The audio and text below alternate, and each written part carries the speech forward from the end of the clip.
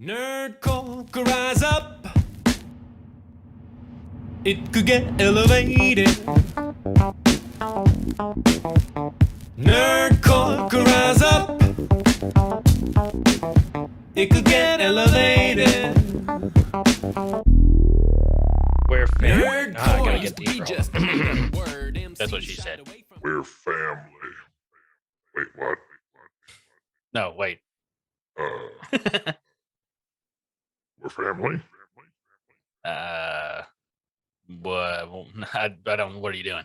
I don't get that. You don't get it. I'm practicing. What are you for? What? You said we're talking about spooky video games, right?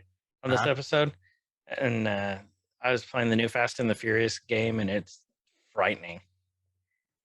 So I was practicing. God, I wish I still had my rim shot sound effect. This episode's all about family. It's all about family, Choaf. God dang it! You win with that one. I mean, that's it's not what I meant. I mean, like we're actually going to talk about spooky games, like scary games. Oh, well, crap. Mm-hmm. No, you talk about scary games. Let's talk about it. Let's talk about it. Welcome to Every Man's Guide to Nerddom, where we're two 30 to 40-something-year-olds who talk about pretty much whatever we want. I'm Chris. And I'm Kyle, and you guys can also catch us live and in person on that internet website thingy, Twitch. Yeah, on the internets, on Twitch, playing spooky games. Coincidentally, since that's what we're talking about, every Saturday night, me and Chris here play together video games. So if you guys want to watch us, yeah. So if you want to watch us play with each other, you can find Chris at Guyver Unit 01, Guyver Unt 01, and I'm Ksig, K_SIG. So just Twitch and / and either one of those, or if you want to be even quicker and or lazier about it, down in the show description, we have links for everything, including the Discord for this podcast that you're listening to currently. Down Below. Yeah, below me, Chris. Below. Below me. Got it, Kyle. Below him. So click on those Please, links. below him. Join the things. The Discord's fun. There's lots of it is. fun, interesting things happening in there, like more and more every week. Mm-hmm. So you guys get involved in that. Choaf needs more friends, so Choaf please does join. need a lot more friends. Let's see. And who do we want? Before we get started, let's give someone in our community a shout out who we know that listens. Who do we want to shout out? We did Morgan last time. Didn't Morgan? I know Bird listens. How about Baby Bird? We haven't Baby given her a Bird. shout out yet. Baby I don't think we Bird. have. So our shout out goes to Baby Bird. She Shout is out of the week. Shout out of the week. She is an avid streamer. She plays with us sometimes. You'll find her advertising in the in the podcast Discord. Mm-hmm. So if you guys do that too, if streaming's your thing, we got a place where you can just drop some links, and the community is very supportive of our own. So Come thank be you one of for us. one of us. One of us. Mhm. So Baby Bird, thank you for your continued support. We appreciate it. Shout out of the week.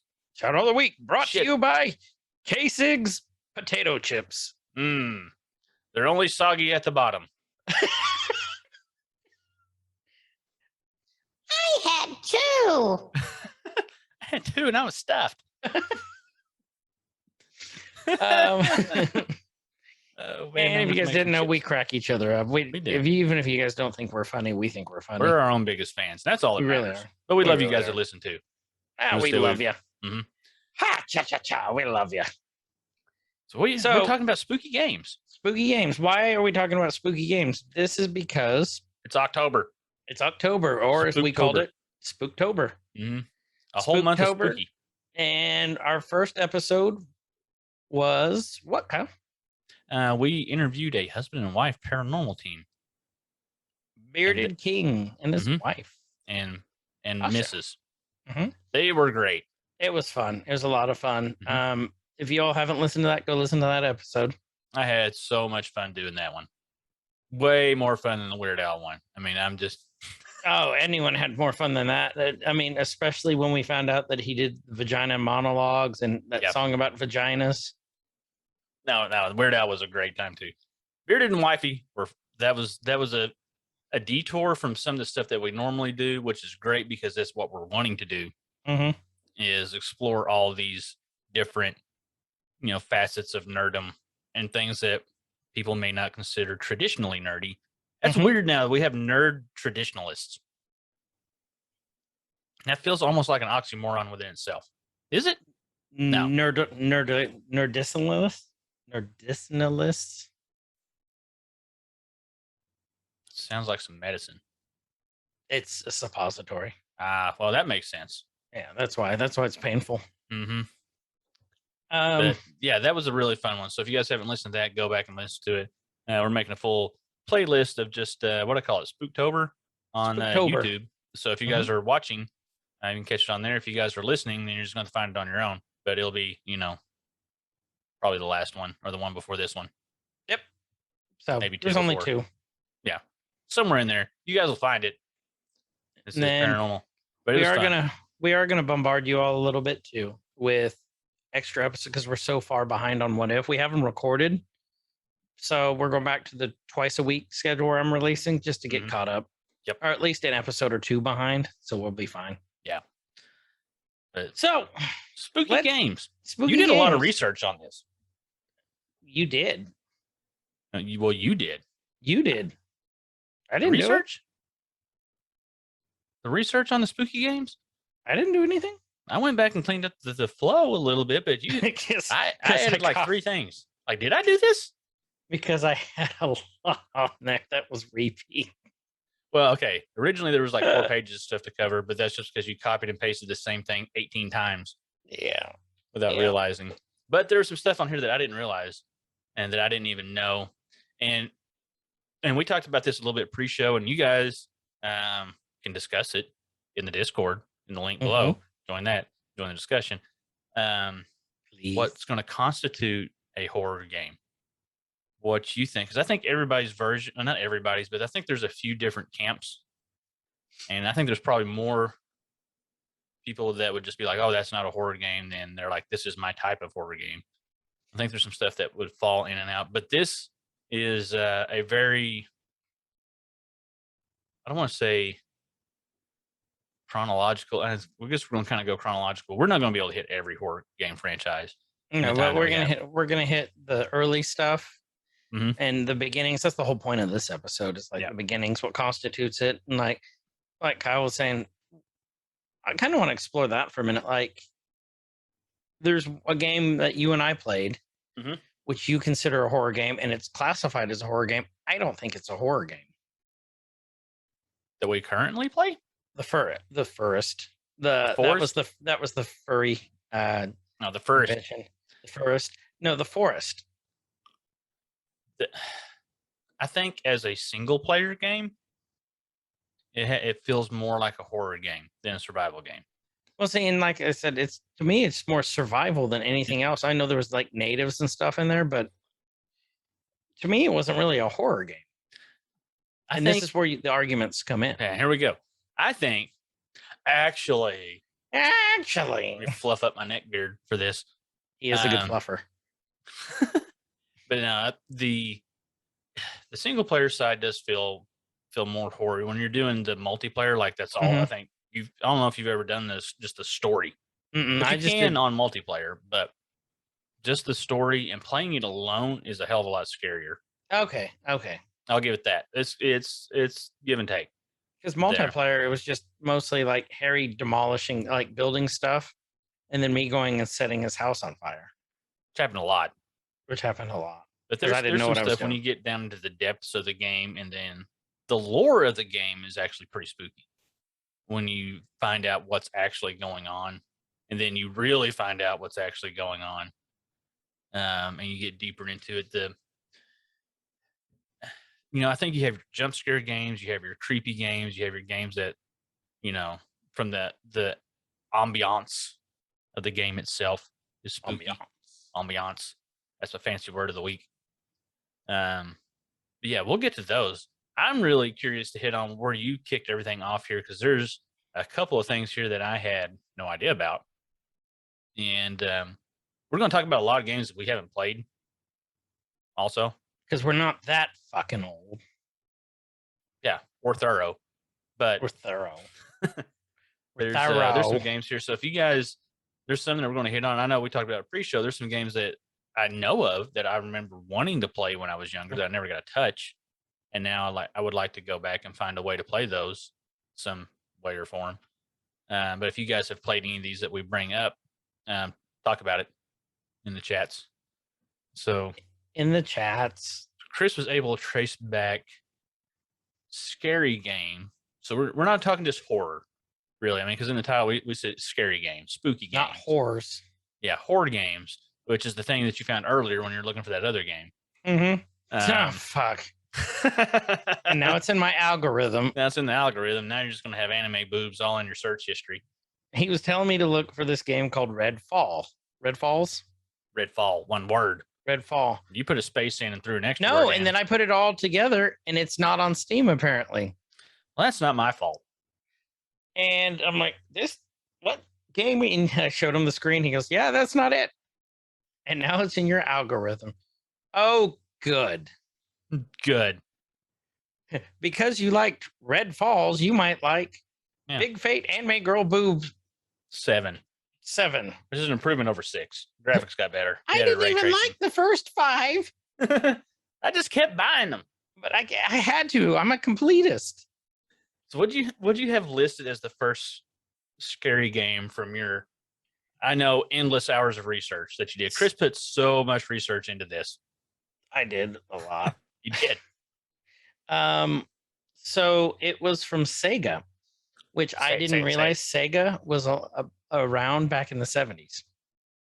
I bet Sega's been around for a long time. They probably started like Nintendo. What were those? Sega. They're like the coin-op games in Japan. They're not like slot machines, but they're Pachinko. Yeah. Because didn't Nintendo kind of start that? Yeah, that I think way? so. Yeah, and then they evolved. Yeah. But this one was from Sega. It's called Killer Shark in 1972. I didn't know there was video games in 1972. Sega's been around in some shape or form. And Since the they 40s. consider this one. This is arguably the original quote unquote scary game. I'm doing air quotes. Mhm. You You had can to see on the YouTubes. Yeah, on the YouTubes. You have to destroy a massive shark by firing a light gun at it. And the game was actually featured in the original Jaws movie too. Really? Yep. They had So- the arcade on the pier, right? Or on the wharf or whatever it was. Yeah. Sega's Killer Shark. I want to see if I can see any video what that looks like. So that was 1972. 1972. I mean, did you ever think that those words would come out of either of our mouths? Like 1972, the first video game that we know of.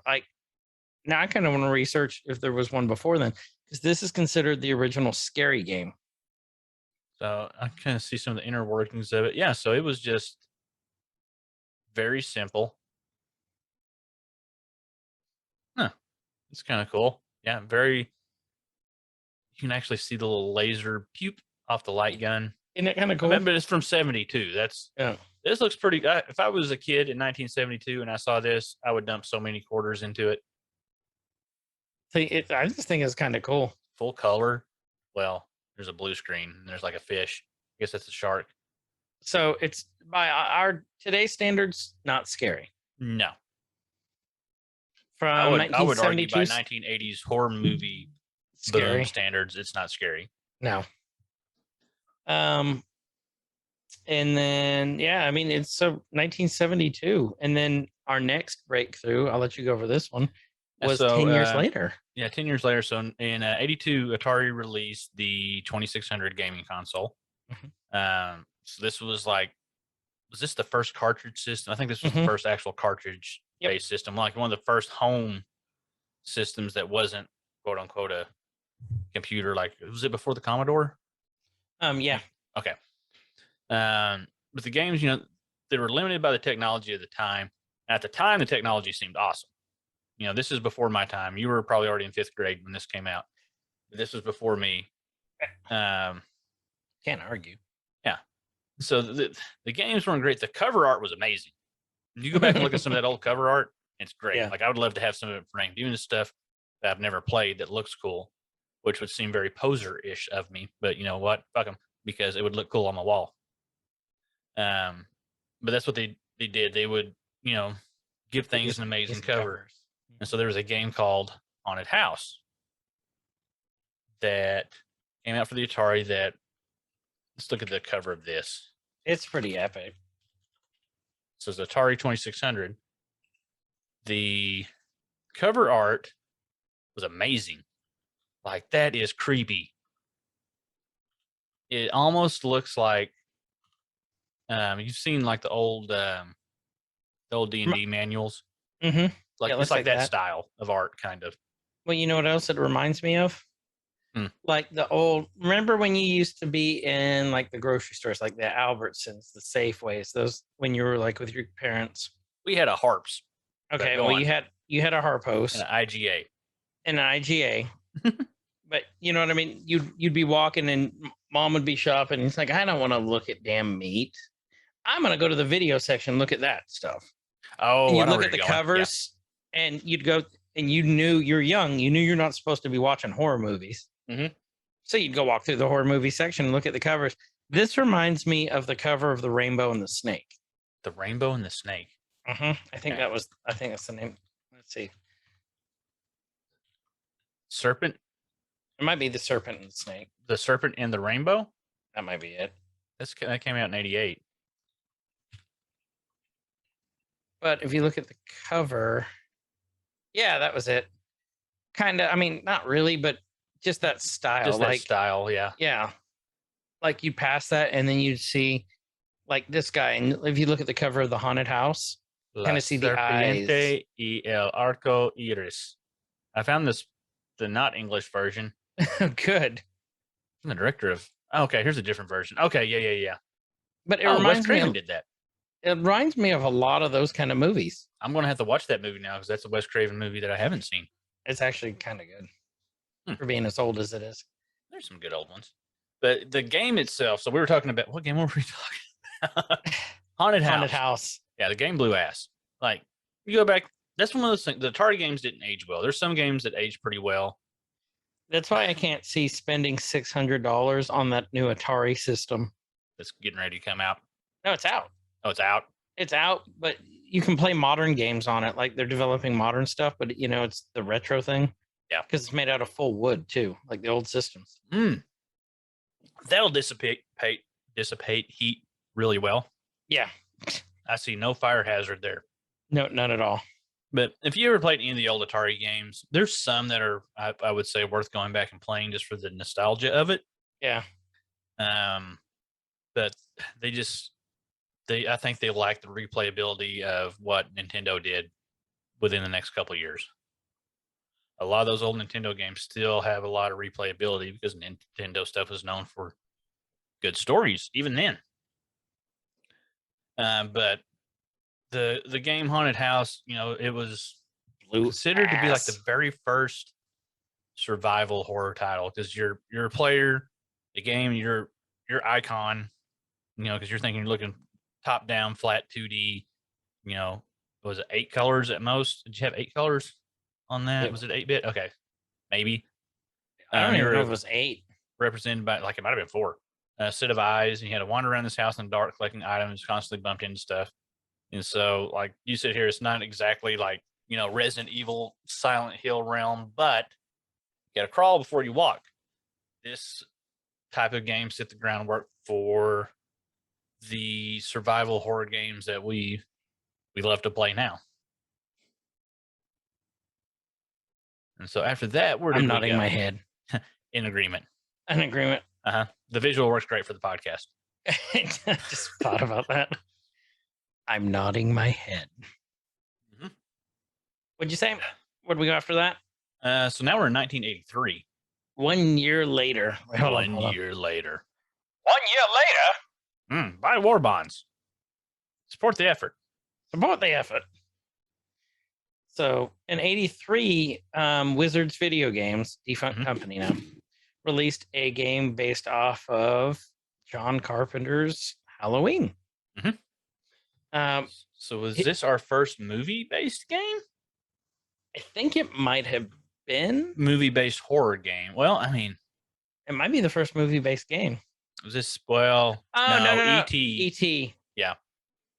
The buried E.T. Yes. Mhm. But The maybe game horror whose game name shall not be named that we did. But it was 8-bit. Mhm. And if you haven't, I invite you to go listen to the 8-bit Halloween rendition. Ooh. It is epic as hell. There's a whole YouTube channel devoted to 8-bit covers of everything. And I mean, this was good at the time for, being 1983. It actually is really cool. You need to check it out if you Okay. haven't. When you're talking about that, I'm going to look it up. Now I want to hear it. So what set this game apart a lot, which, by the way, we do love John Carpenter. We love spooky movies. The game featured casual violence, which you had not seen before. I love casual violence. I do too. When I'm talking casual violence, this isn't like, like you're getting through the game, then all of a sudden to run away from the bad guy, you have to trip him and he hits his head and he bleeds to death, right? Yeah. This is like you're going around just slashing at someone at a machete, or, you're getting slashed at all the time. This is what got Splatterhouse in trouble down the road. And we'll discuss Splatterhouse a little bit down the road. Oh, God, that too. intro sounds so good. Isn't it cool? That would creep me. That's, to me, a little creepier than the actual, composed version from the score of the movie. Yeah. I think it's cool. It's really fun to listen to.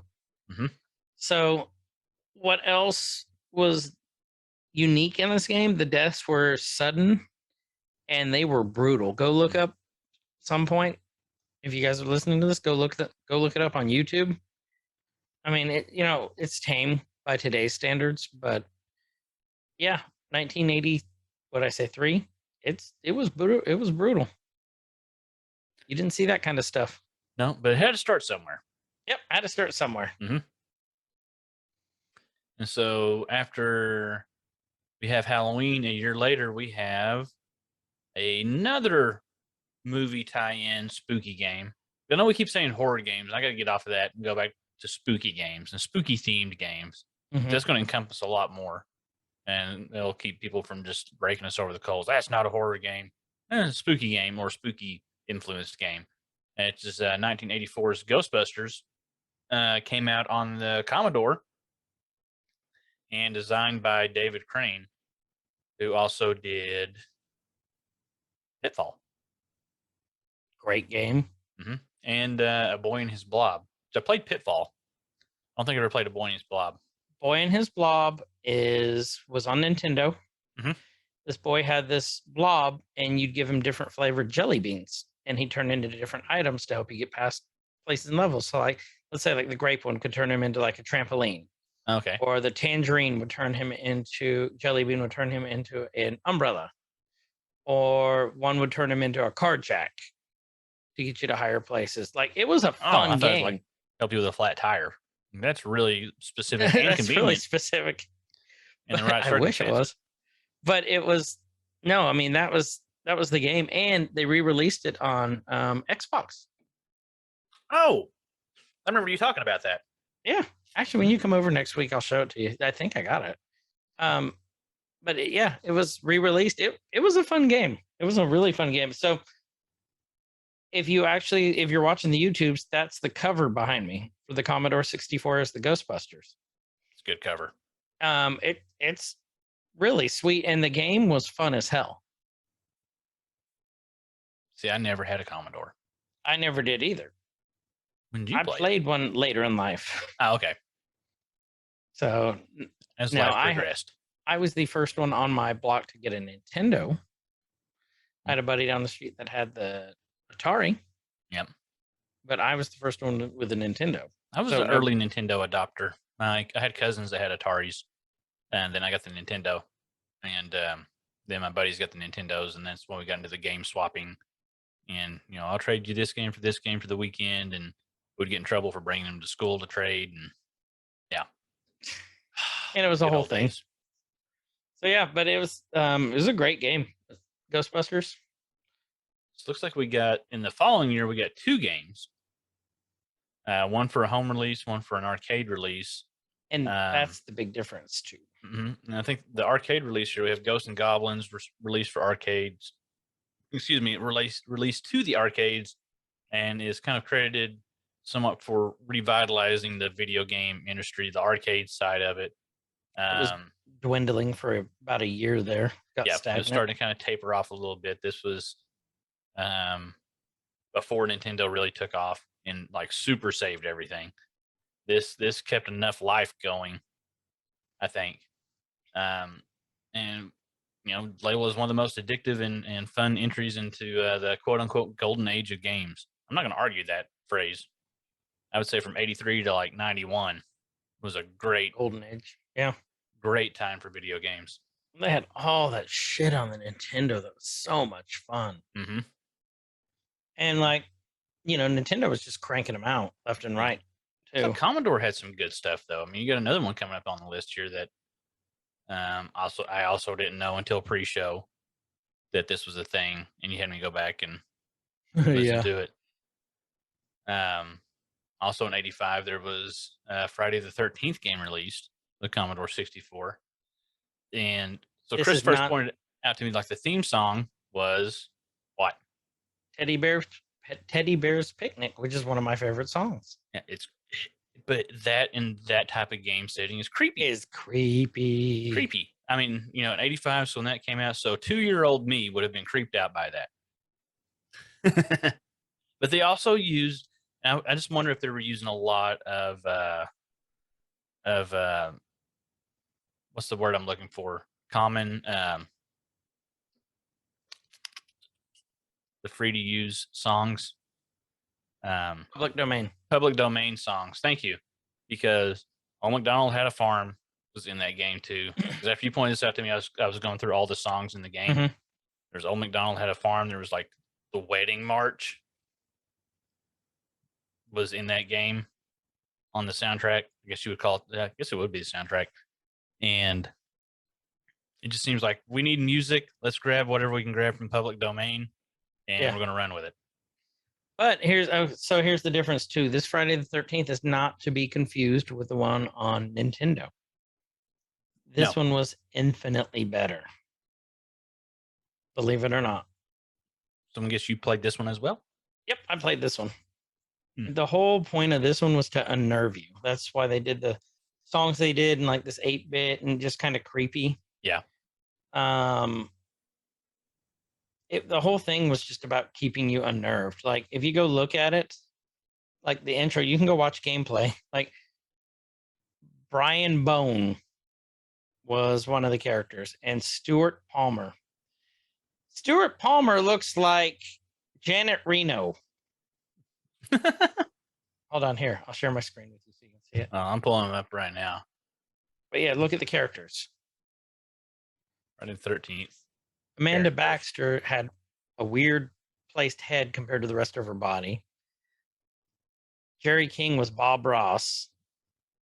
You know, the Wendy graphics Watson. don't look terrible. I mean, for the No. time. I mean, they look terrible now. Look at the But- Stuart Palmer picture. Hold on here. Let's see if where does it show? There's some axes hitting some stuff. Church, it looks like maybe. I would almost call this open world for what it is. Very close. It's not linear. I mean, you're wandering around. Oh, there's the Mhm. Wendy Watson. I didn't get through all the characters, but I would give it a run to this day. There is a ROM port. If you can find them. So there was that one. That one was fun. We know And we they move- are out there if you can find them. So, We're not condoning that. not at all. Don't do that. So the next one on this list is called Mad Doctor. I've never heard of this one. 99.999% of people have never heard of this game. I'm in that group. Definitely go search for it. Okay. Do yourself a favor and search for it. You're playing as, a mad doctor living in a small English village. You must find the body parts needed to make your own Frankenstein's monster. You have my attention. You're Frankenstein, so you're searching for body parts laying around in this village. There's just like a random arm in an alley. It's like, oh, look, hey, I'm going to fist you. I don't think that's the right terminology. Well, it is now. If this village has random body parts just laying in the street all willy-nilly, a mad doctor collecting them is probably the least of their problems. Who's that? Oh, that's Jerry's arm. That's just Jerry's arm. Jerry. I wonder and see if old Phyllis can lend me a hand. Jerry's just laying around in the gutter. Mm-hmm. Yeah. Well, he can't hurt you. He's completely armless. So. He's harmless and armless. It's like, Jerry, lend me a hand. No, you can't. So, basically, to achieve the goal, you had to do some grave digging or murder some townspeople in the game. Sounds like a great Saturday night. If they could make that modern and like multiplayer, that would be fun as hell. I bet you combine that with like this time of year. You combine that activity with anything pumpkin spice flavored. You get so many. Like you just have to have the dates lined up. Yeah, well, that's how you have to drink it too. Do you remember that coffee, that cafe in France? And that waiter. You gotta have the sleeve on it. Oh, you gotta have the sleeve on you. Sleeve on it. You remember that waiter? Mm-hmm. Jean-Luc. So good. So pumpkin-y. Pumpkin-y, and now Spicy. let's go get an arm. Yeah, let's go do that. Let's go get an arm now. Let's just go trollop through the streets. Tra la la la la la la. So collecting arms and hands and knees and feet. There's a whole new meaning to head and shoulders, knees and toes, knees and toes. I'm just humming that. Just pushing this little wagon. What you singing, Jerry? Shopping list. A shopping list? Yeah. Do you have any? No, we're all out. Sorry, hun. I'm looking for a size 9.5 left foot. Just the foot. All we have is 8.5. It's not going to he's work. gonna His walk funny, shoes but it'll won't work. fit. And then your monster ends up walking in circles. Mashed good. Well, man. while you're playing this game, go watch the video. It's super fun. Okay. Especially for being the time. So you had to avoid, after you do all this, you have to avoid the pitchfork wielding townspeople. Just like in real life. And just like in real life, then you have to make your way to the Stonehenge like thing. They can't call it Stonehenge, but it was a Stonehenge to bring it to life. What game was it that had something that was like Stonehenge, but it what? Earthbound Yes, had a fake Stonehenge. They called it something else. whatever it was. I gotta look that up now. It's gonna bug me. So, and then that was Mad Doctor. That does sound like fun. Actually, I think you actually do go to Stonehenge in Earthbound. It's not just like Stonehenge. It is Stonehenge. It is Stonehenge. The whole base. I never made it that far in the game. I gotta stream that sometime. So what's next on our list here? We got a game called Uninvited. So we got Apple coming into the foray now. Macintosh. On the old Mac, the OG Mac. Looks like this is our first point and click game. Came out in '86, got revamped a little bit for Nintendo, which we have here is a very metal cover. Metal. Well, it's almost metal. I'm going to argue it slightly. Let me find it. It could be metal. It's like metal, but oh, okay, I see it now. It's kind of like a conquistador hat with a frilly thing. It almost looked like a skeleton of an old grandma holding like a crochet needle. Is that what it is, though? We're looking at I the think it same looks- one with the blue, with the skull, with Yeah. the blue I think frock so. and the hat. Like it looks like Eddie, sort of. That's not a crochet needle. Maybe that's a. It's holding an umbrella. What's going on here?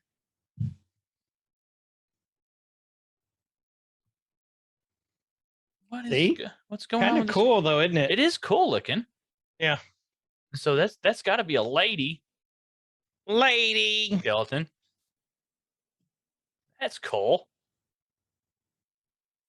So you must. So the Nintendo version came out in '91. You have to explore a creepy abandoned house in search of their lost sibling. Sounds very lock and key ish. Oh, it does, doesn't it? Mm-hmm. Yep. Not really that by today's standards, not super scary. But at the time it was, it's pretty groundbreaking. It's something pretty new. Yeah, remember this is 80, what did I say, 86? Yeah, 86. So it built what do you have here? It used the form of a game to build a tangible sense of dread. And games today are still influenced by it. Which is something else I never nuts. played, so I'm going to put that on the list too. But now we're getting some stuff that we kind of know about. Mhm. Than when we were of age to play some things. Yep. 87, we had Castlevania Woo! on the Nintendo. On that Nintendo. You got Konami making their entry into This the list. spooky horror game design.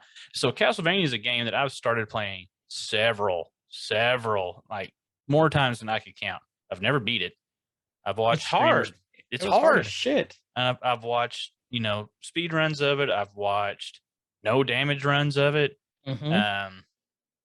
I can't think of the guy's name right now, but he streams all the time. I'll get you linked up to him. Sushi Fish Ninja. Sushi Fish Ninja. No, I don't No. think he does. But this guy does a lot of retro games, does a lot of speed runs and no damage runs. And he was doing Castlevania recently.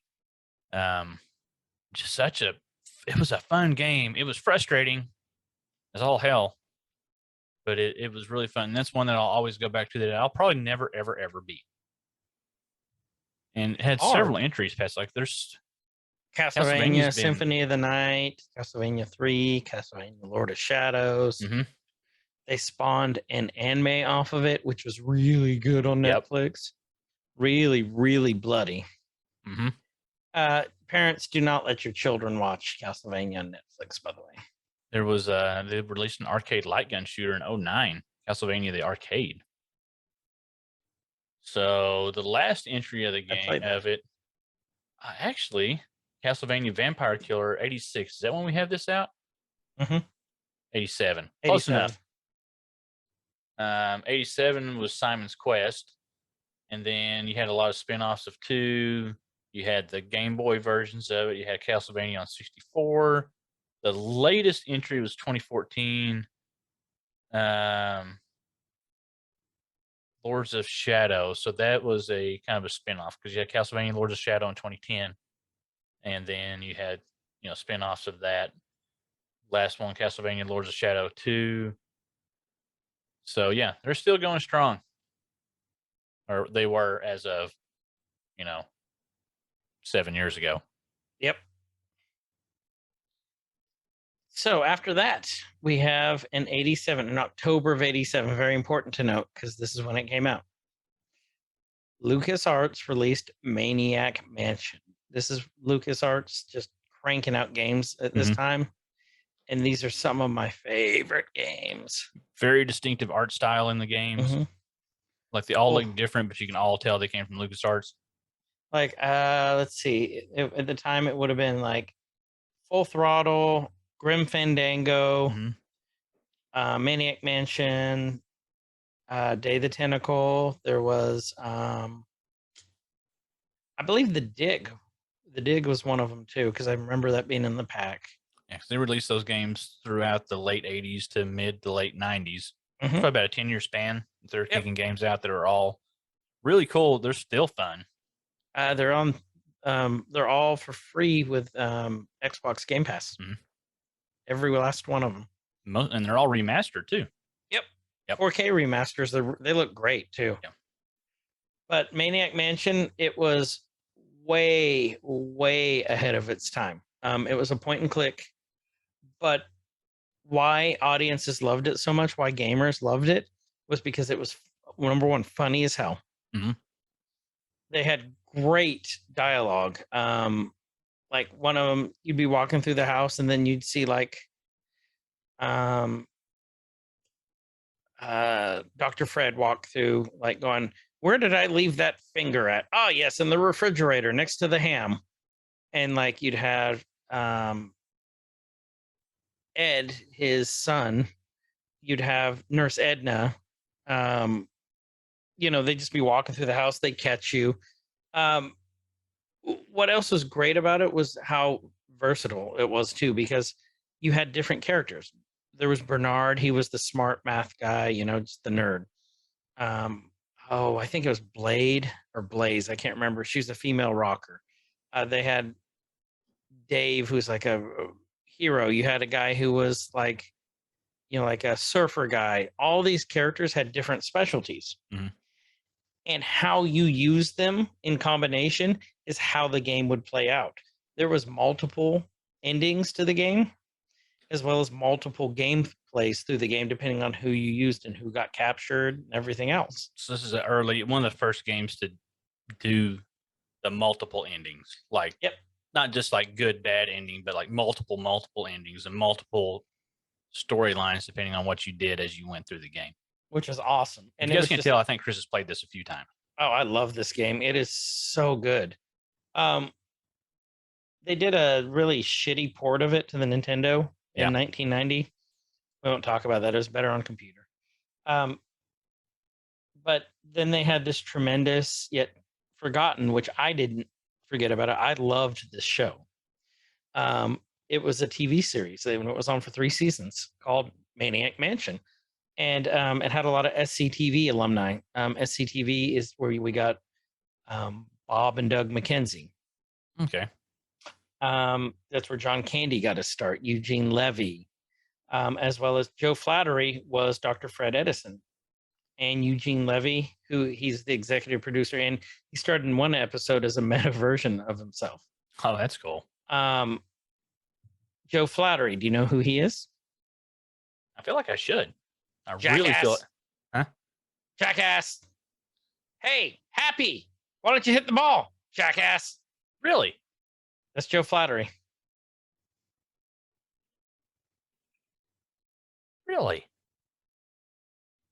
He was, I remember the theme song. It was Maniac Mansion. He's still alive too. Yeah, he's really, really old now. Yeah, he's like 80 something. But he was hilarious. But yeah, no. So the He TV just show turned was 80. just fun. It wasn't like the game, what you expect, but it was fun. Eugene Levy still had the eyebrows. But what's so great about this game is it got a sequel called Day of the Tentacle in 1993. I bought this game originally for DOS when it was 15 discs.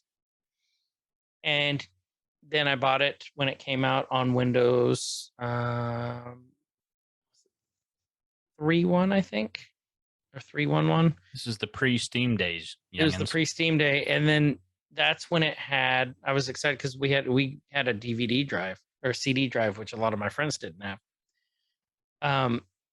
You had to install it, and the save points, they gave you this book, and you had to put the croutons on Dr. Fred's machine for the save points. It would tell you where to go. You had to put all these pieces on, but you had to draw it in the instruction manual.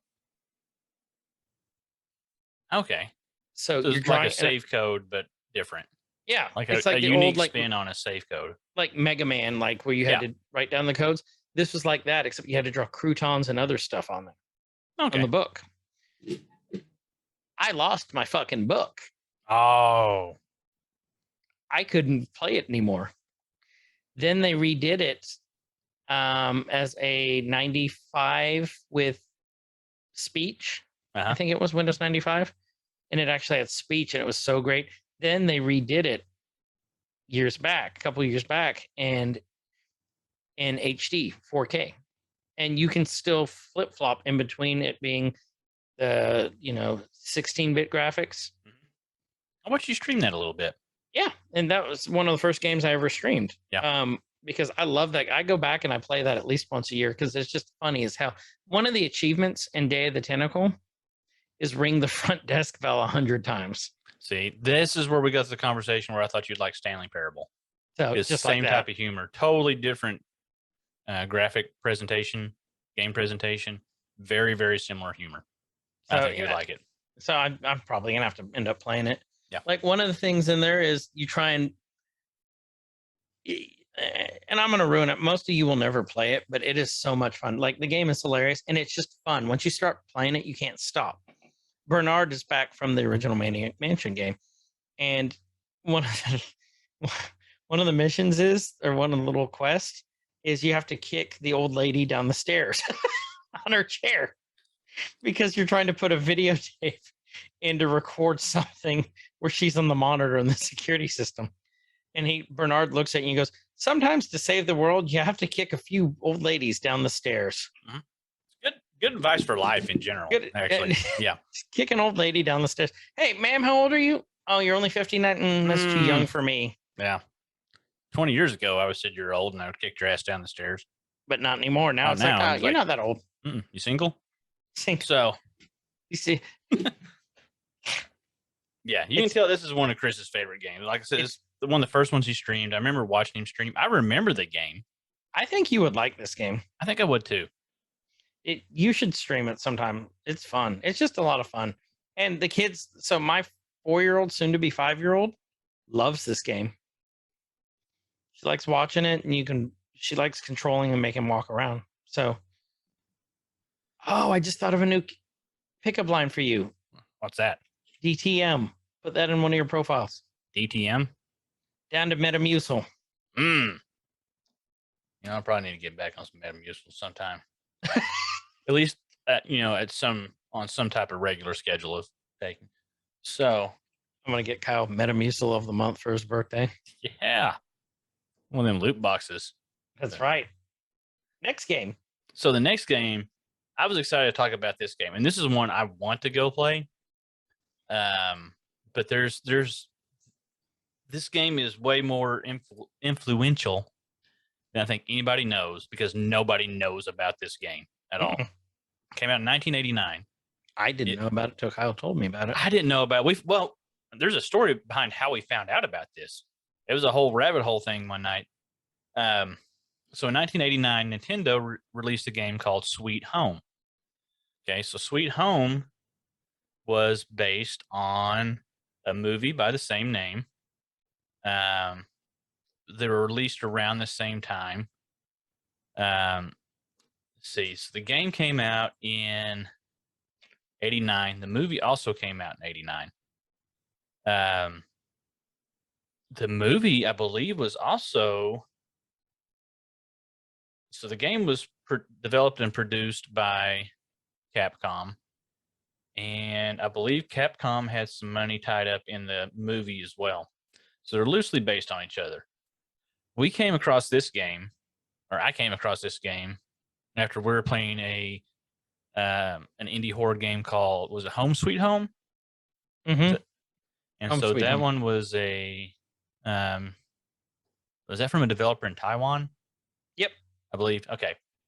And so we kind of got to digging and looking, and something about a movie or something came up. Or I was looking up stuff on the game because we were trying to figure out if it had a lot of the Home Sweet Home game, if that was some actual like Taiwanese superstition and things that were tying to it. Well, then I came across this game called Sweet Home, released by Capcom in 89. Found out that it was based off of a movie, and it's, people claim it is one of the few games that the game was better than the actual movie. The movie, air quotes, Chris and I watched. I started watching it that night. I found it on YouTube. I started watching it. I made it about 30 minutes into it, and I realized that this is so bad that I cannot watch this by myself. I was going up to visit Chris in a couple of days. Like, we're going to watch this together when I get up there, and we did. And it's one of those movies. I have a hard time watching bad movies by myself. I can watch a terrible movie with a buddy and make it that much fun because we just riffed the whole movie the whole way through. We could have had an episode of content just from that itself. But where the game itself is supposedly, kind of breakthrough, it was one of the first horror RPG games that plays out in an RPG style that we're familiar with, that we, like very Final Fantasy, Zelda style. You have a party, you have 5 characters, you've got gear. What is great here, let me see if I can get down to it, was this. Wikipedia has legacy. It's considered one of the greatest horror games ever made, landmark in the evolution of horror game design.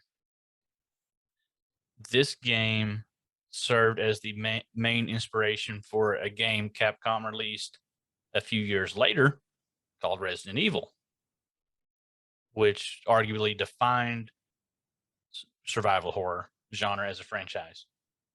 And so Resident Evil was originally a remake of this game. There was some of the same people tied up. I mean, it was Capcom. That the way Resident Evil came about is there were some things that they wanted to do in a game that didn't make sense in the Sweet Home universe, I guess you could say.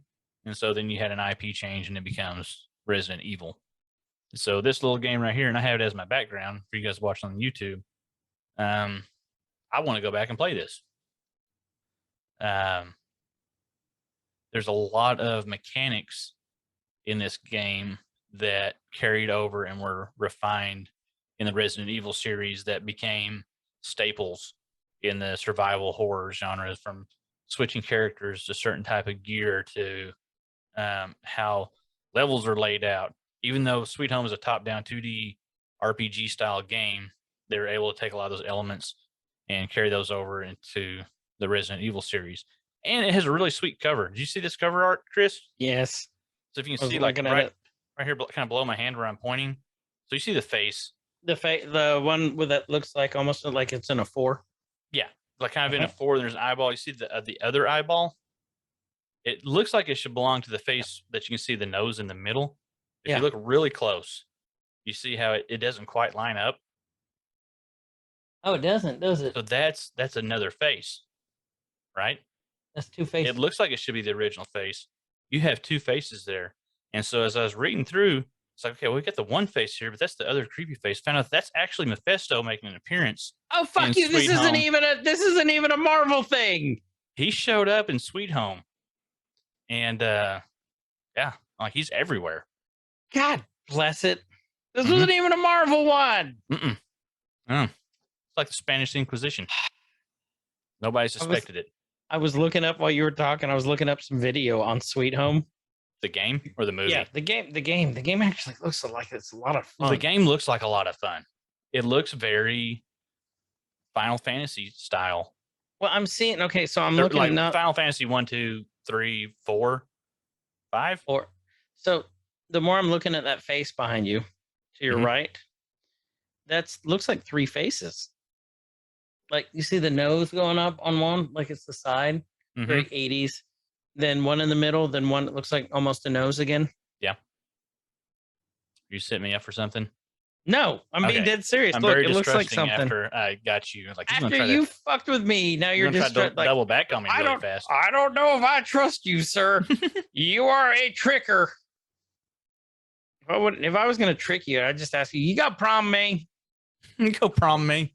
You go prom me. Some of the things the game did, and there was the splitting up of the party. You had a lot of standard horror trope stuff in there. One thing it did different was you had randomly generated enemies and so things weren't always static.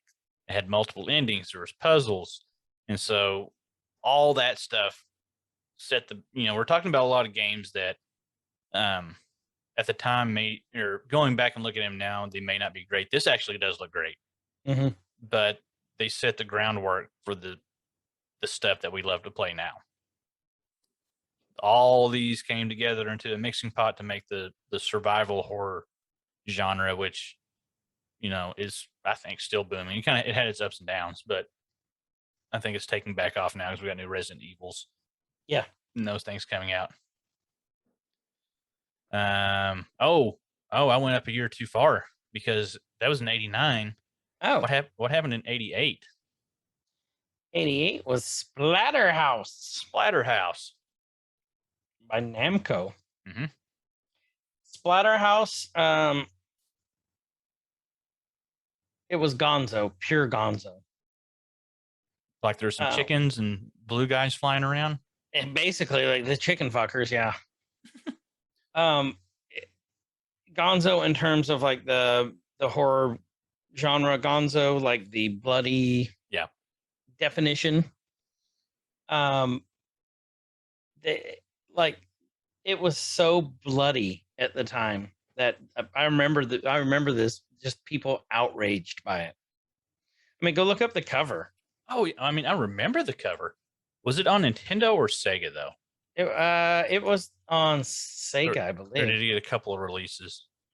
I got a couple, but I think Splatterhouse was. I know it got re-released on the Xbox 360. Okay, so it wasn't on Nintendo, was it? It was Sega. It was. Well, there's a Famicom. There's a Japanese release, maybe. Well, There's 1988 Splatterhouse, 1988. I it was an remember the arcade Genesis game. cover. Splatterhouse Yeah. 2 was on Genesis. That was the one I'm thinking of. So this one was an arcade. TurboGrafx 16. No, that was a port. Arcade, TurboGrafx. Came out on Windows, mobile. So I guess Splatterhouse 2 is a very Jason Voorhees looking main character. Well, and that's that's the one that we remember as the Genesis one, I think. Yeah. With the what's the alien, the xenomorph looking thing on the cover? Yes, yeah. Remember, it's the mask gave him these supernatural powers. Mm-hmm. Rick Taylor. So, but yeah, it was just a super bloody game, and like everyone's like, "Oh my god, I can't believe this!" Yeah, okay, I'm looking at the lots of pearl clutching going on from this game. Lots, and it got an MA13 rating. The third one did. Oh, it did. Mm-hmm. Ooh. So yeah, it was just interesting. If you guys haven't, again, we're gonna tell you, just go watch all of these that we're talking about, some YouTube, because they're just really cool. This next one we're going to talk about looks really cool. I remember this one. I don't. How do I not? Because it was so controversial. Mm-hmm. Go ahead. So 1992, we're on to Sega CD. A game came out called Night Trap. Infamous for violent content, suggestive sexuality, and Dana Plato. From Different Strokes. Yep.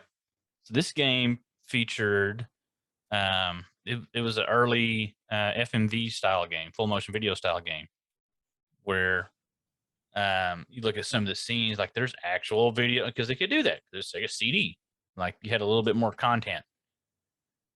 Or a little bit more storage to be able to do some of this stuff. So you actually had actual people, not just pixels and sprites and things. Apparently has an unforgettable theme song. What's the theme song? I don't remember that. Or were you talking about Different Strokes in your notes there? No, it's Different Strokes it takes. Let's see. It was. Let's see what the theme song sounds like. Whoa. I have to get past this. Here we go. That's That's kind of groovy. That's got some. Oh, yeah. I wonder if I share my screen with you, if we can hear this, and if the people can. We're going to find out. Oh, yeah, girl. Enable that screen share, and we'll see if it makes it through on the recording. Wait. Until they start getting singing. Can you share it? I'm going to find out here. Now, if you disabled it. Oh. Should probably not fuck with it in the middle in case it. Yeah, we might screw something up. But go out and find it on the YouTube. You can hear it. It's funky. The game features over 1.5 hours of real video. Oh, I know you guys can't hear this, but Wait, hold on. yeah, I think I might be able to.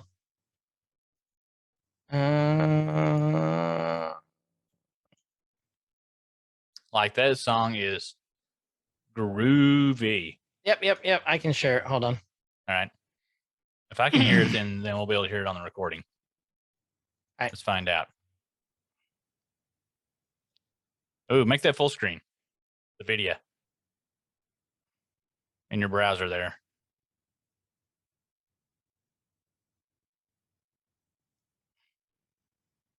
Yeah.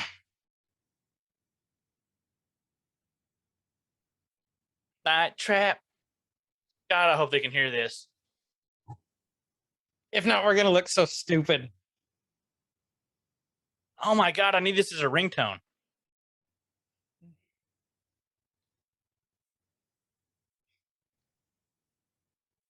Night Trap. You'll get caught in the Yeah. Night Trap. Filmed in Hollywood with real actors, not computer-generated cartoons. Look at that mustache, though. Isn't that great?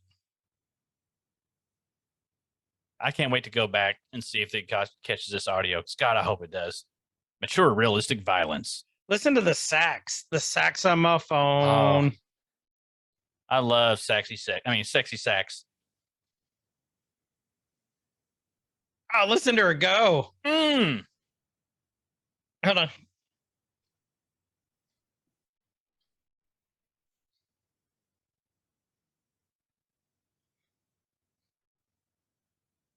Ah. My shorts just started fitting a little bit better. And wait, hold on. Night Trap. Night Trap. Okay. So that happened. That happened. Okay. So 92 was a good year. 92 was in a great year. Mm-hmm. What else came out in 92? So Clinton was prepping for his first term. Mhm. Nirvana was at the top of the charts. And this is when he got that shipment of cigars sent to was. the Oval Office. Yeah. Great year. Great year. And Infogrames had recently released a title that, along with Doom, would come to define the next two decades of horror gaming. So 92 was not Doom. That was Wolfenstein, wasn't it? Yeah, I believe so. Yeah, because Wolfenstein was before Doom. Yeah, Wolfenstein was pre-Doom. Which all this later became id or ID or however you want to say it. Id. I call it id. I always called it ID. I always called it that. But so as you can see, we went from this game in what I say 72, 74? 74? 74 to where we currently are. We covered 72. So we covered 20 years of games before we even got to Wolfenstein and Doom. Wolfenstein, which is nuts to me. Wolfenstein and Doom, yeah. Well, this is where you get into the big argument. What defines a horror game? So yeah, we can talk about that now. Because if we wanted to go all the way up into 2021, that's another freaking 30 years of games that we'd have to cover. We're not going to do that right now. No. We can leave that hanging for a filler episode if we need to this month. But so we made it up to 92. We made it up to Doom, Wolfenstein, both groundbreaking games. And this is where the discussion starts on, like you said, what defines a horror game. I would say at the time, we'll just talk about Doom. Doom's a good one, I think, to go back and forth on. And we may think the exact same thing. At the time, 92, we're 10 to 12 years old when Doom comes out. It's going to be a scary game to you. You play Doom with the lights off, and you got like a 6-pack of Surge sitting on your desk, and you got or Juki, or Jolt Cola, Juki. You got all the caffeine right there, and you're just playing. You got the soundtrack was enough on its own, but if you had your own music going, that game as a kid probably shouldn't have been playing it. The lights off, scared the shit out of me as a kid. Yep. Now it still jump scares me a little bit. Like every now and then, when you open a door and the sound happens, and there's the bubblegum monster is right there. Still kind of jump scary, but I would say that Doom has evolved past super scary. There's some jump scare moments in it now in the newer releases, but it's a pure bang bang shoot 'em up. Yeah, pure bang bang shoot 'em up, pew pew, first person shooter. And so that's where a lot of personal preference comes into if you're going to consider a game a horror game. My personal opinion, and I want to hear what you think.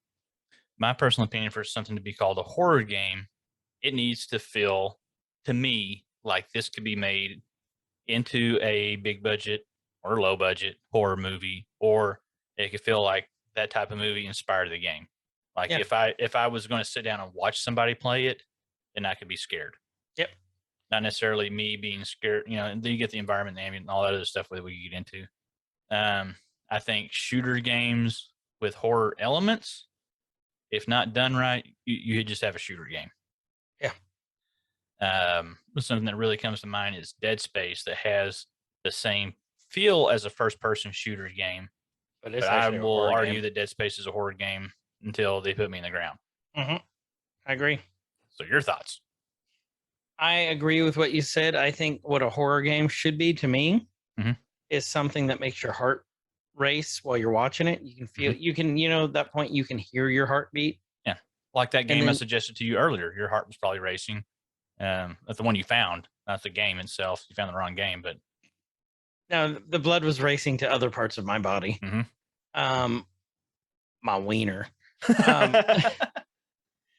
But it's the kind of game that makes the hair on the back of your arms stand up while you're watching it. Like I can't say the hair on the top of my head. There's not enough there to stand up. You can say your butt hair. Yeah. Just whoop. Hello. Hello. But like one that's been like that for me recently, like just watching someone play, is Dead of Night. I was playing that one for a while there. That's the one with the live action. Reminds you of the Night Trap Dead. Oh yeah, with yeah. Jimmy, I remember talking about that. Yeah, and like you have to go through the hallways and stuff. Like when you're playing that, it's frightening as hell. When you're watching it, the first couple times I watched it, it was scary as hell. That's just single player, isn't it? Yeah, that's single player. I haven't done a lot of single player horror games, and it's in a little bit. $10. The last one I think I played single player was Resident Evil. Not the most recent one. The one before, was it Resident Evil 7? Right. I played that. I did a full playthrough of that and I actually streamed that. And that game got me a few times. And Resident Evil games historically haven't scared me too much. I mean, you got your classic dog through the window from Resident Evil 1 that happens early. That gets me every time. And I know it's coming. But it still gets you. It still gets you. These dogs didn't have any skin on them. And I don't know. Jump scares are fun. I'll say jump scares are fun. Jump scaring games, when they're done right, can be fun. When they're overdone, it just gets, and it's still, when they're overdone and they still scare you, then they just start to piss you off. Yeah. It's like, why? Like last night, that game we were playing, we just saw random things flash in our face. There's no context for it. It was just like, oh, we're going to scare you now because nothing's jumped out in front of you for a while. And it did. I did like that it happened to all of us at the same time. Yeah. But It would have pissed you off had you been playing single player. right. For me, I love a creepy environment more than a jump scare. Mm-hmm. Because this is something I hope we can get into this, we're trying really hard to be able to get into the psychology of the scare this month for you guys, if we can find somebody to help us out with it.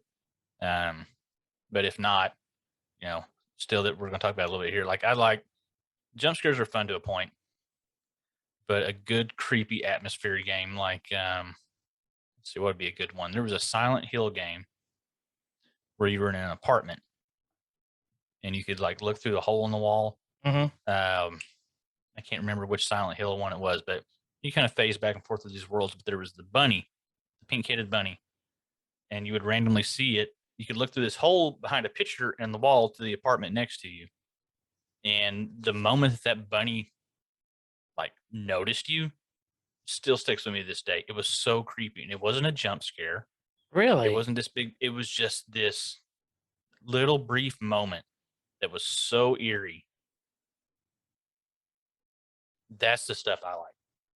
Yeah, I'm like that too. I like to get scared, but I don't like to get scared. Mhm. I'm weird like that. But like, that's the kind of game I like. Like the jump scares. I Mhm. just think it's fun, but I don't like jump scares by myself. I like them with friends. I like to play those games with friends because it happens to everyone at the same time, or you can laugh at the person who's screaming the loudest. Yeah, which is usually me. Which, yeah. To be fair, it's usually me. Now, I would do say, spook easy. another game that does the creepy ambience really well is Outlast. I don't know if you ever played Outlast. Yeah, Okay. Outlast is good. We're kind of going down, bouncing back and forth on the list a little bit here, but Like we normally do. like we normally do. We head on there. We're going to talk about some of our favorite games. Outlast was on there for me. I didn't put it on this list, but like that environment was so creepy. Yeah. And there's been a change, I think, in the industry, and it's kind of next on our list. We can go there with it. It used to be all just in gaming in general, all big studio AAA stuff. Mhm. And I just don't know if there's just not a market for a AAA studio out to make something outside of a Resident Evil or a Silent Hill. Like, they'll have to take a gamble to make a new IP for a horror game genre. So you're seeing this influx of indie games. And if you guys watch a stream on Saturday night, you'll probably catch every indie horror game ever made in the last 5 years. Because we play them all. But I think it was PC Gamer a few months ago did an article about that for a good horror game is just like a good horror movie. You have to have a very narrow focus on what you're trying to accomplish. Right. And that's not a bad thing, but you have to do one thing. You have to do it really well. And with the big studios, there's too much going on, or they'll try to do it too much. And to me, a good horror game does one thing really well, and that's creep you out or scares you. Mhm. And these indie studios are, I think, more in touch with the players because they're players too. I mean, these are little 1 to 10 man studios cranking out some of these games. And some of them are great. Phasmophobia is probably the best example in the last 7 years. Yep. That was huge. And so you get this push and this resurgence, like indie horror games are coming out. And I think they have that same charm as indie horror movies that kind of develop a cult following. They're not as polished. There's going to be some glitches and there's going to be some weird stuff happen. They're not as technically sound as some of the AAA games. They may not look as good, but damn it, they're fun. And I think that mirrors the indie horror movie genre a lot. The sets aren't going to look as good. You're not going to have the actors that you know from the big studios, But but you're going to have fun watching them. mm-hmm. And they'll develop a little cult following if they're really good or really bad or whatever. And I think these games are kind of doing the same thing. I agree. I don't have anything to add because you pretty much hit all of it. I went on a thing there for a little bit. You did. It was a good thing, sir. Mhm. But I agree with Kyle. Those indie games are where it's at now. They're just fun. There's just not a lot of, there's so much horror movie stuff out there. And there were spooky games for years. And we're talking about going back to Ghostbusters and Friday the 13th and all that. And that's just not happening now. You got the last one that I can think of in recent memory is Friday the 13th, the game. That a spooky game tied to a horror movie. There's probably been something since then. Where would you consider Aliens? Ooh, that's tough. Alien is sci-fi horror. I think it's a merge of the genres. Yeah, it's a merge because they just came out with Fire Teams. Mm-hmm. But it's not really a horror game. Is that a spooky game or is that a shooter? But Aliens Isolation was a horror game. Was a horror game. The only ones I can think of in the last couple of years that are tied to movies is the Aliens movies, which are based in the universe. They're not like directly off one of the movies, which is fine. Yeah. Friday the 13th, which we've played a lot. We'll round back to that. Predator. And Blair Witch came out. Oh, yeah. I forgot about the Blair Witch game. Blair Witch was pretty cool. It was a really good looking game. It had some really interesting mechanics. Took enough inspiration from the movies to and kind of Fast be and cool. the Furious. Yeah. It's all about family. All about family, Cho. But there's just not a lot of. I would love to see a House of a Thousand Corpses game or Devil's Rejects. That'd be kind of cool with the Ring Firefly family. I would love to see one of these AAA studios put some money behind a good horror movie game and do it right. And it's probably never going to happen. That I know of. That It might. It won't. If you guys are listening to us, It could. out there, major Square Enix, you out there, make something cool. Capcom, give us something different. Eh? Yeah, you're not listening. They're not listening to us at all. All right, go off this Five Nights at Freddy's yet, because I want to know what you're Okay, so I'm going to go out on a little bit of a limb and say for indie horror, Five Nights at Freddy's may have kicked it off. That was a little independent game. Scary as shit. Very scary. Especially now that they have it in VR. That it came out about 5-6 years ago. And it's one guy. Well, this started as one guy. Yeah, it was Scott Cawthon, the creator, and he stepped down. And so that game was a jump scare game, is all it was. It took all the nightmares that you never knew you had about Chuck E. Cheese as a kid. Which you Like never looking at thought Chuck about E. it. Cheese now as an adult, some of that stuff, those animatronics, yeah, that's a spooky ass freaking mouse. Or whatever he is. Whatever it is. But the creator, he received a lot of, I guess controversy is probably the right word. He got canceled out. He made a lot of far right wing financial donations to candidates. Now I remember this. Yeah. Now, and so then backlash ensued. The LGBTQ community kind of took that as a front to,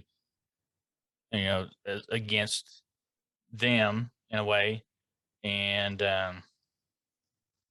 they viewed him as He made supporting some political comments. leaders that were harmful to them, and so he became doxxed. Just a lot of stuff happened, so he stepped down. The game series still goes on. Still a great game series. No, If we ever do phenomenal. our episode on cancel culture, that would be a Good one. really good one to do. Well, I wish they'd make a multiplayer one of it. Like where you could be the animatronics. No, we have one like that. Oh, we do have one kind of like that. Yeah. No, but I'm talking like you're both like you have to all you're all trying to survive it. Oh, where you But can. everyone has to do like something different to try and survive it. Mhm. Or like one room, each person has to get a door, but you all have the same energy thing. Yeah. So if one person jumps the gun and uses it, you can be, God damn it, Choaf. Mm-hmm. What? I'm staying in here while you guys get killed. I mean, would you say that? So when did it release? That's something. That I don't know. Let me go back and look and see when it was released. I'm wanting to say like 2015, 2016. Five Nights at Freddy's has a phenomenal backstory too, like how they're because Oh, you yeah. don't know what the full story is. Go watch Game Theorists and listen to their explanation of it. Oh, it came out in 2014. Damn, I would that's say old. this would be a good entry for bringing indie horror into public view, I would agree. which it's way bigger on PC than it is anywhere else because Yeah, it's you can way bigger. you can release anything, or anybody can release something with just enough oomph to get it out on Steam. Right. Um, Damn, I keep hitting my I would say probably the next piece to the puzzle for this big push for horror games and stuff would be Dead by Daylight. I call it the Dead Yep. by Daylight formula. Yep. Where Because it's everything the co-op. copies it. Yeah, there's so many games that copy this. You have a group of 4 or 5 survivors, and then you have a player-controlled bad guy that tries to kill the other ones, and he has complete tasks and do different things to escape. Very simple in premise, wildly popular. I mean, Dead by Daylight and Friday the 13th, I would say, are basically the same game. I agree. What made Dead by Daylight still, and what I think is still going strong, is they got their thumb on the pulse of pop culture and what people are wanting as far as playable characters. Mm-hmm. There's so much content that just keeps coming out this game. So much DLC, and it's paid DLC. Mm-hmm. The most recent one, I got it. We haven't played it in a while. Is Hellraiser, Pinhead. Yep. And so they're staying fresh by keep introducing these the new killers that you can play as, and all this cool new content and stuff. And the gameplay doesn't really change much. Mm-mm. Hasn't changed But much since it It's came still out. one of the most streamed games that I've ever seen. Mhm. That's all like John Wolfe ever plays. And so you got a huge, and then you got all the clones out there. And some of them do it well, some of them not so much. But that formula of, you get to be the bad guy and you go try to kill your friends and vice versa is very appealing to a lot of people. It's a great, I don't want to say party game, but it's a great get together with the guys and the gals Mm-hmm. and the friends game to hang out and chill and play and talk shit on each other for the night. I agree. It's a fun Well, divergence from playing death matches all the time. one game that's getting ready to come out that follows this formula to a T is the Evil Dead game getting ready to release. Oh, I'm so excited for that. Like, I've got high hopes for this one. High hopes. I've got high high hopes. Mhm. Ash hope. That's gonna be fun. I is. got a feeling we'll play the shit out of that. Yep. Even if it's terrible, we're still going to play it because we love Evil Dead. And So, I'll say the next entry in our series real quick, because I don't think we can do this episode without talking about no. the recent granddaddy of indie horror games, Phasmophobia. Mm-hmm. Came out a year ago this month for final release. I remember playing the crap out of it in October of 2020. This game got me so excited when I saw somebody play it because it's if you guys don't know, it's a paranormal investigation game. But the ghost can kill you. There's a lot of strategy and things, but what was cool is it had all the gadgets that you could play with. Mm-hmm. And you talk about, Dead by Daylight spawning clones. I would just about go out on a limb and say there's more Phasmo clones than Dead by Daylight clones coming out.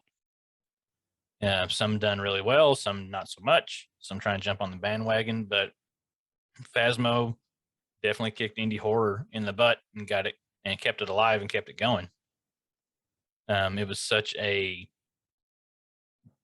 different take than your Dead by Daylight formula. Mm-hmm. Still a co-op game. You could play it solo if you wanted to, but way more fun with friends. And just the jump scares. I mean, the first month I played it, I was creeped out every time I went into a mission to try to discover what this ghost was. Just try and find. I can see that. It still creeps me out. It does. It got really hard, but inevitably somebody's going to take that formula and do it better.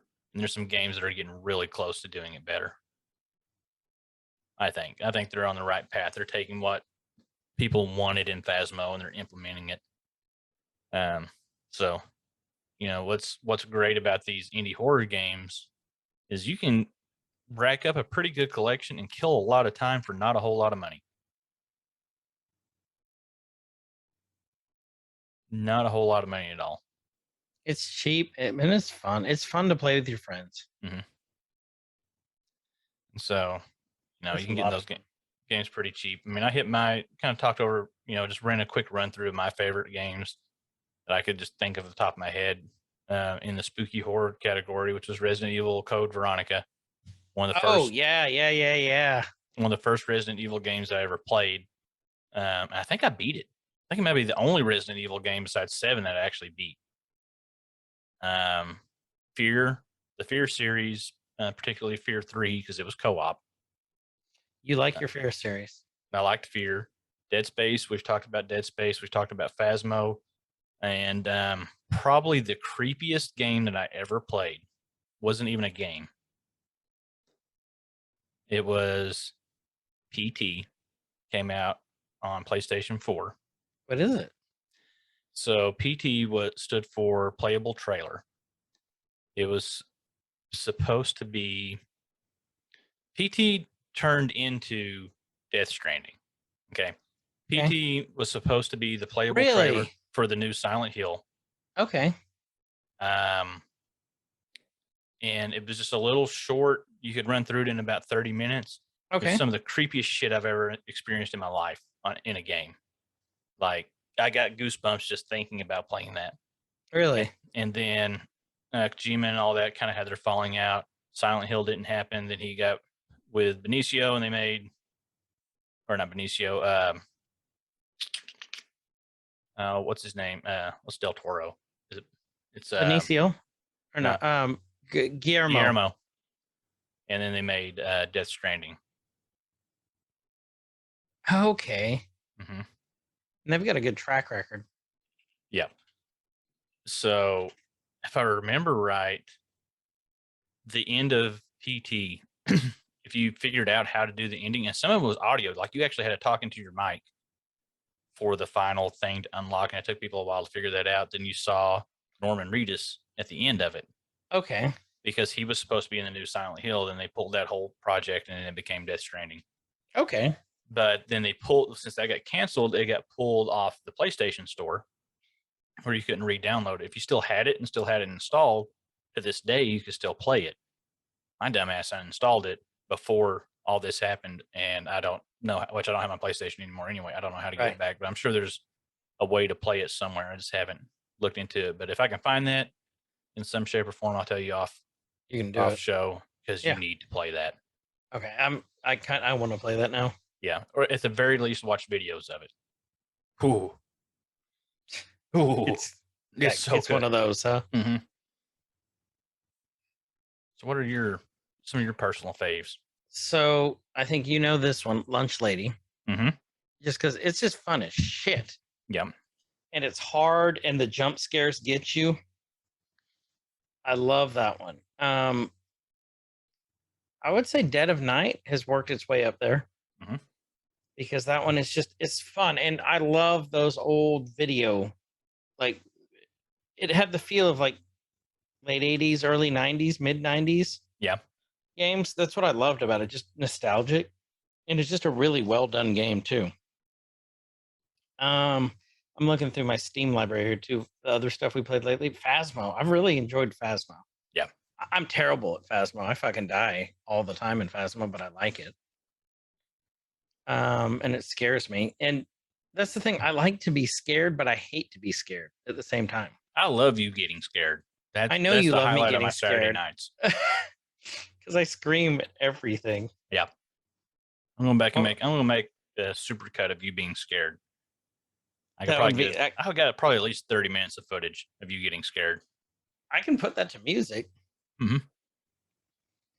But I don't know. There's just a bunch of games that I really like that. And to me, what makes them good games by themselves, some of them might be shitty. Yeah. But I like playing them with you all because it's fun having a shared sense of scared. Yeah. And that's what really makes it fun for me is that kind of stuff.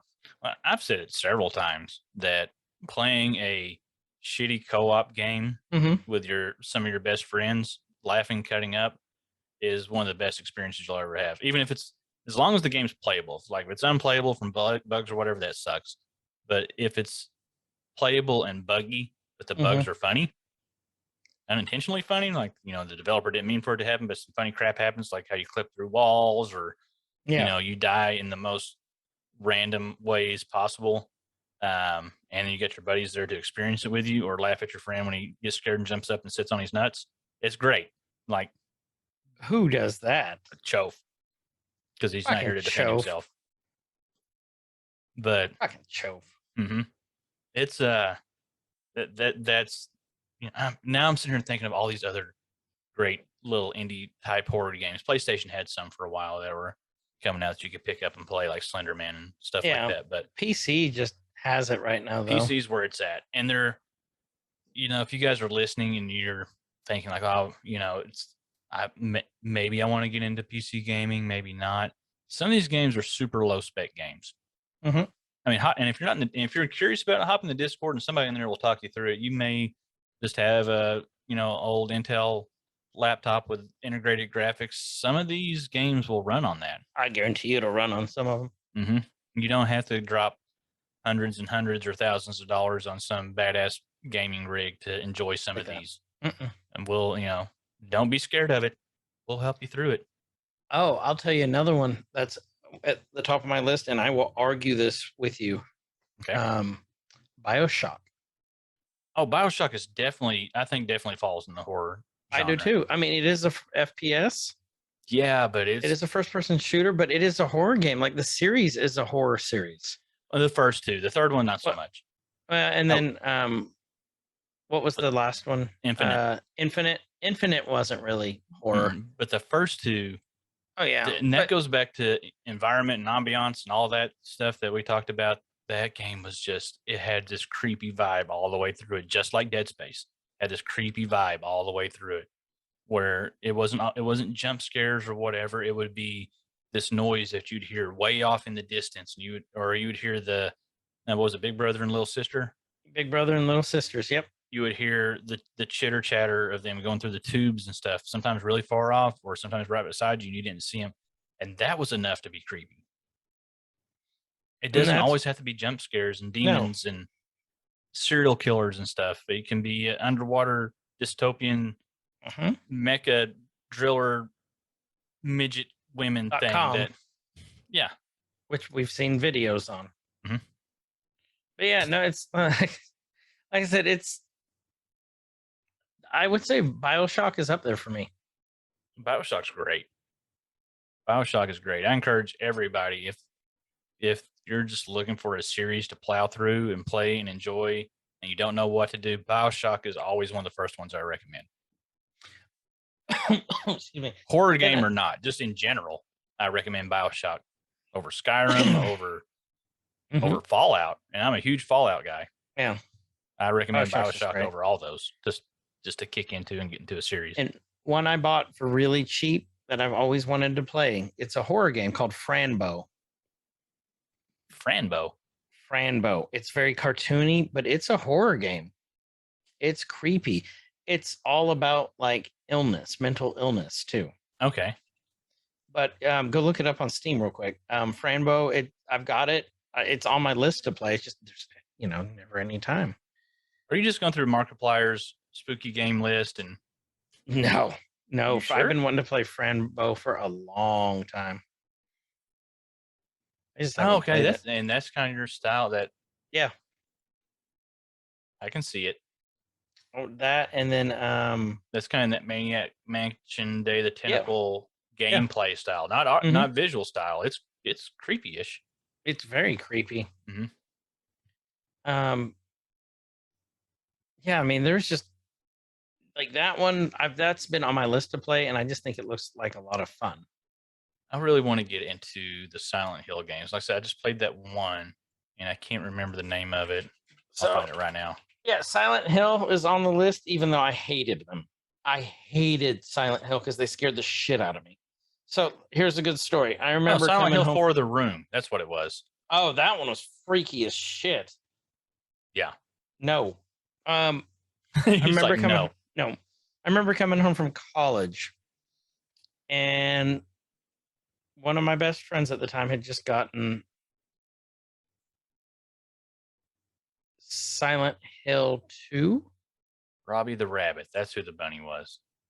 And I remember we were sitting there drinking beer, playing it until, like at 2 a.m. Yeah. with the lights off. And it just got to the part where you switch over to with the shadows and stuff to the other world. Mm-hmm. And This on there's 2, no you said? Yeah, on 2. And there's no music. So all you got is footsteps and sounds. And I remember getting so scared, I ran into and hid behind a couch. And that's true story. Like, I got scared. So yeah, that was another one of mine. But I do like the Silent Hills, but I hate them. See that I just need to go through them, and that's another one to go through and play. I don't think they're. What's always deterred me with the Silent Hills and the Resident Evils and stuff, and I've told you this several times before, that I'm a canon completionist. Mm-hmm. That if they're all linear and tied to each other, I'm going to want to play them in order so I don't miss anything in the story. I think Silent Hill is just all loosely tied together. I don't think there's any that are really together. I think there might be 2 actually. Now, I know Resident Evil, there's a lot of they're all tied together somehow. There's a lot of canon stuff that happens that I'm just so far behind on now that I wouldn't be able to catch up. But if Silent Hill's not, I mean, I still want to go back and play The Room, and I think that may even be on Steam. I'm going to look. If it is, I bet it is. I'm going to look. I may pick that up and do that. So we covered a lot more than I thought we would. I did too. And we're like 30, 40 minutes tops. No, we do our normal.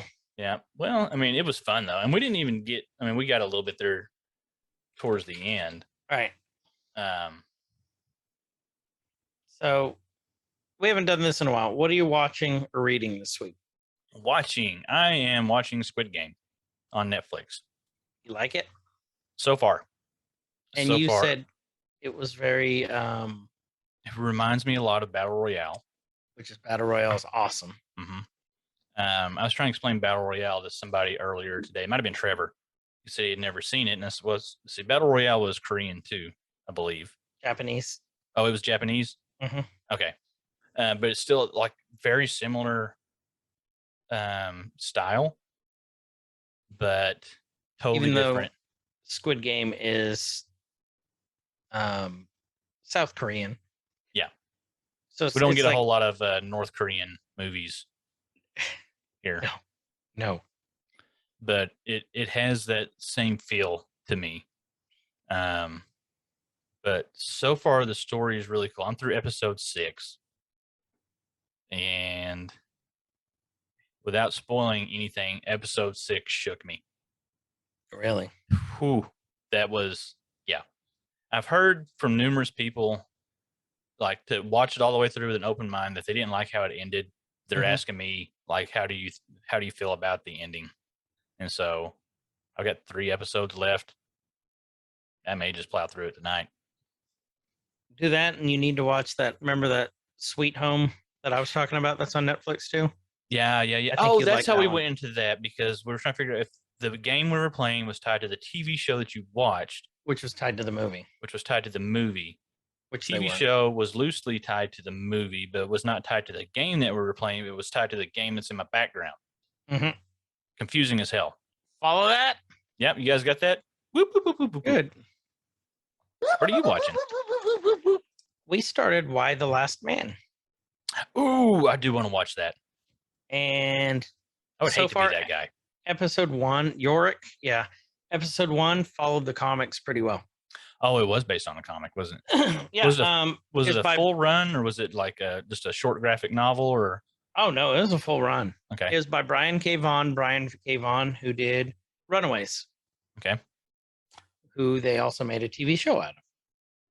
Runaways is a great series. He also did Saga. I've read some Um, Saga. Saga's good. Mhm.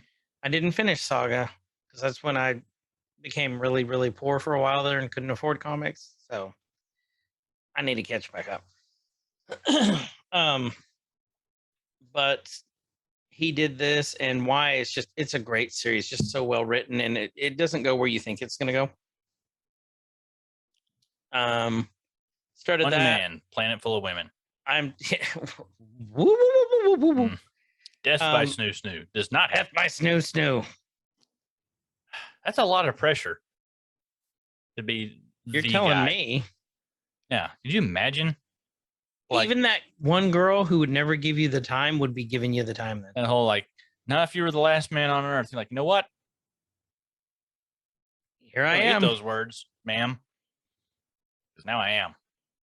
And they're just like, no, not even. Nope.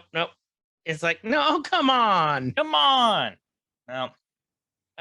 So we're watching that. I'm 2 episodes behind on Titans right now, and we started watching the new Doom Patrol season. Okay. Got the 2 episodes of that, and this season's really good.